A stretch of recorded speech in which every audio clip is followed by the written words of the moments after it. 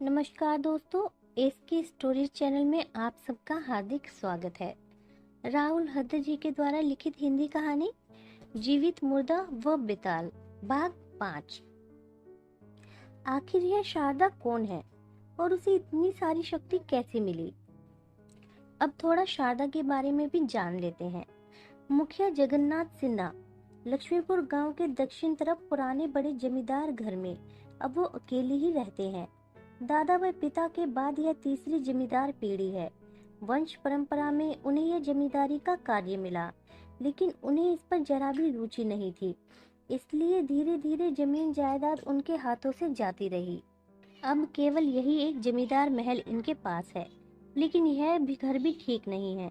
कहीं कहीं दीवार खराब हो गई, कमरे की खिड़कियां टूटकर झूल रही हैं, तथा सभी जगह मकड़ियों का जाल फैला हुआ है। केवल उत्तर दिशा वाला कमरा अच्छी तरह है। उसी कमरे में जगन्नाथ सिन्हा रहते हैं। घर की ऐसी हालत है, लेकिन मुखिया साहब का इस पर कोई ध्यान नहीं। बचपन से ही उन्हें ऐतिहासिक वस्तुएं पसंद थी, यही उनका शौक है। बहुत सारा पैसा खर्च करके उन्होंने देश के कई जगहों से ऐतिहासिक दुर्लभ वस्तुओं को मंगवाया है। वो इन्हीं सब में इतना मशगूल रहते हैं कि अपने वंश का चिराग जलाना भी भूल गए। अब उनकी उम्र 60 वर्ष पार कर चुकी है, लेकिन कभी उन्होंने अकेला महसूस नहीं किया। जब भी उन्हें लगा कि वह अकेले हैं, उसी वक्त अपने संग्रहालय में चले जाते और अपने बहुमूल्य वस्तुओं को निहारते रहते। लेकिन पिछले कुछ सालों में किसी कार्य में बहुत ही व्यस्त है। आजकल घर से बाहर नहीं निकलते, पहले की तरह लोगों से मिलते जुलते भी नहीं। दिन के अधिकांश वक्त एक कमरे में ना जाने क्या करते रहते हैं। शायद बहुत ही गोपनीय कुछ, जिसे पूरी दुनिया से छुपाकर रखना चाहते हैं। इसलिए आजकल उन्हें कुछ ज्यादा ही पढ़ना पड़ रहा है। अपना पूरा दिन वह विभिन्न किताब व पोथी को पढ़ने में बिता देते हैं और फिर दिन का उजाला समाप्त होते ही अपने उस विशेष कमरे में चले जाते हैं। ऐसा क्या है इस कमरे में, और वहाँ मुखिया साहब करते क्या है? शारदा के मन में इस बारे में बहुत ही कौतूहल है।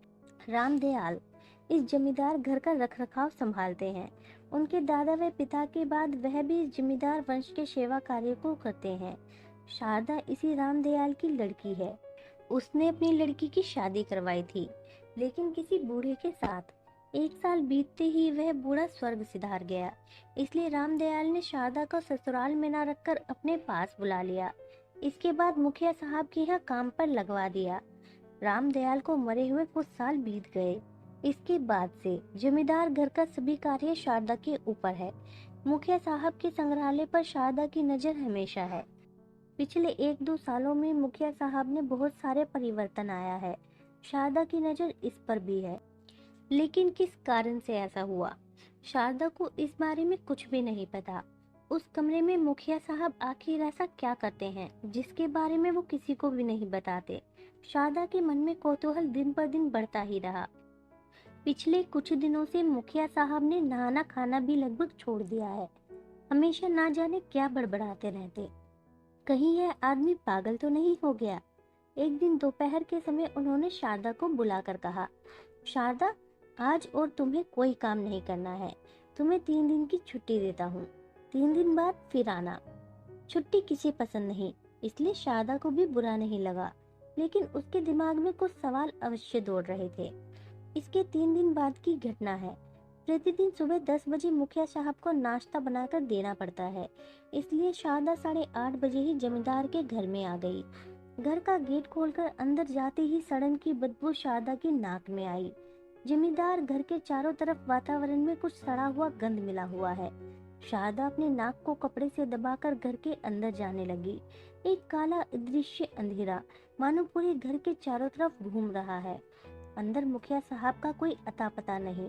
वह पहले रसोई घर में गई तथा वहां पर धूल जमाई हुई देखकर समझ गई कि 3 दिनों से यहाँ पर कोई भी नहीं आया। इसका मतलब क्या मुखिया साहब कुछ दिन से घर में नहीं थे? अब शारदा मुखिया साहब को बुलाते हुए उनके कमरे में गई, लेकिन वहां भी वह नहीं मिले। कई बार बुलाने के बाद भी जब मुखिया साहब नहीं दिखे तो उसने सोचा शायद वह घर के पास वाले बाग में गए होंगे। इधर सड़न की बदबू अब और भी तीव्र हो गई थी। अब शारदा को उस कमरे के बारे में याद आया। वह रहस्यमय कमरा जहां पर मुखिया साहब दिन का अधिकांश वक्त बिताते हैं। मुखिया जगन्नाथ सिन्हा के कमरे के पास एक गली है। उसी गलीनुमा जगह से सीधा जाने पर बाईं तरफ एक छोटी सी सीढ़ी है। शारदा उसी तरफ गई। उसे थोड़ा डर भी लग रहा है। सीढ़ी पर बहुत ही अंधेरा है और यहाँ से सड़न की बदबू भी और बढ़ गई। शारदा नाक को कपड़े से ढककर धीरे धीरे सीढ़ी से नीचे उतरने लगी। वहां नीचे एक कमरा है, लेकिन उसका दरवाजा बंद है। शारदा जान गई कि सड़न की बदबू इसी कमरे से आ रही है। उसने जल्दी से दरवाजा खोल दिया। दरवाजे को खोलते ही जो दृश्य उसके सामने आया, वह देख शारदा पूरी तरह से सुन्न हो गई। दौड़ते हुए कमरे से बाहर जाने ही वाली थी, लेकिन उसी वक्त उसके अंदर का साहस जाग गया। वह धीरे धीरे कमरे के और अंदर गई। वहाँ पूरे कमरे में कई प्रकार के सामान बिखरे हुए थे, जैसे कि बाल, बंदर का हाथ, नाखून का टुकड़ा, कंकाल की खोपड़ी। इसके अलावा कई जगह राख फैली हुई है और कमरों के बीचों बीच मुखिया साहब का मृत शरीर पड़ा हुआ है। उनका मृत शरीर सड़ने की वजह से दुर्गंध आ रही थी। मुखिया साहब के शरीर पर कोई चोट का निशान नहीं है, लेकिन उनके फैले हुए अचंभित आंखों को देखकर समझा जा सकता है कि उन्होंने कुछ इतना भयानक देखा कि उनके दिल की धड़कन ही जवाब दे गई। मुखिया साहब के मृत शरीर के पास रखे एक विशेष मूर्ति की तरफ शारदा की नजर गई। यह तो वही मूर्ति है। मुखिया साहब के संग्रहालय में रखी सभी वस्तुओं में शारदा को यह मूर्ति सबसे ज्यादा पसंद है। यह मूर्ति देखने में बहुत ही सुंदर है, ऐसी कोई बात नहीं, लेकिन उसमें बहुत ही तेज आकर्षण है। यह मूर्ति पूरी तरह काली है। मूर्ति के दो हाथ, दोनों हाथों से किसी सरीसृप की तरह दो आदमी को पकड़ रखा है। मूर्ति में पुरुष व स्त्री उभय रूप से वर्णित है, लेकिन मूर्ति का चेहरा बकरे के जैसा है। सिर के दो सींग ऊपर उठकर पीछे की तरफ मुड़े हुए हैं। पूरी मूर्ति 1 मीटर की जितनी लंबी है। उस मूर्ति को अपने पास रखने की चाहत शारदा को हमेशा से ही थी। आज उसके पास बढ़िया मौका है। मूर्ति को उठाते वक्त शारदा ने देखा कि उसके पास ही एक लाल रंग की छोटी कॉपी रखी हुई है। ना जाने क्या सोच शारदा ने मूर्ति के साथ उस कॉपी को भी उठा लिया। फिर मूर्ति व कॉपी को साड़ी में छुपाकर जल्दी ही जमींदार के घर से निकलकर अपने घर के तरफ चली गई। मुखिया जगन्नाथ सिन्हा के अद्भुत मृत्यु की खबर शारदा ने ही जाकर पुलिस थाने में बताई थी। रोते हुए उसने पूरी घटना पुलिस को बताई थी।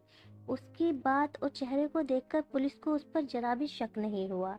इसके अलावा अगर शारदा पुलिस थाने में ना आकर कहीं भाग जाती, तब पुलिस उसके बारे में कुछ सोच सकते थे कि जमींदार घर की मूल्यवान वस्तुओं को चुराने के लिए शारदा ने मुखिया साहब का खून करके भाग गई। पुलिस ने मुखिया साहब के संग्रहालय में छानबीन की, लेकिन वहां से यह पता चला कि शारदा ने वहां से कुछ भी हाथ साफ नहीं किया है। उसने केवल अपने मालिक की मृत्यु की खबर पुलिस थाने तक पहुंचा दी है। हालांकि सत्य भी यही है कि केवल उस अद्भुत मूर्ति के अलावा शारदा ने कुछ नहीं लिया, लेकिन इस बारे में पुलिस को कैसे पता चले? इसके अलावा क्योंकि मुखिया जगन्नाथ सिन्हा का कोई भी रिश्तेदार नहीं है, इसलिए पुलिस ने इस मृत्यु पर ज्यादा ध्यान नहीं दिया। पुलिस ने गांव में कुछ दिन छानबीन की, फिर जब उन्हें कुछ भी सुराग नहीं मिला तो छानबीन बंद कर दी तथा संग्रहालय का सभी सामान सरकार ने जब्त कर लिया। इधर शारदा के जीवन में परिवर्तन शुरू हो गया। अब वह घर से बाहर ज्यादा नहीं निकलती। काम में उसकी कोई रुचि नहीं। गांव में एक कोने में उसका घर है। पूरे दिन घर में रहकर वह उस मूर्ति और लाल कॉपी के साथ ना जाने क्या करती रहती। हालांकि यह लाल कॉपी कोई साधारण कॉपी नहीं है। हिंदू शास्त्र के विभिन्न तंत्र मंत्र व काले जादू के बारे में पूर्ण बातें उसमें लिखी हुई हैं। बचपन में उसमें थोड़ी बहुत पढ़ाई लिखाई की थी। इसके अलावा मुखिया जगन्नाथ सिन्हा को प्रतिदिन समाचार पत्र वही पढ़कर सुनाती, इसलिए उसमें लिखे तंत्र मंत्र को पढ़ने में शारदा को ज्यादा समस्या नहीं हुई।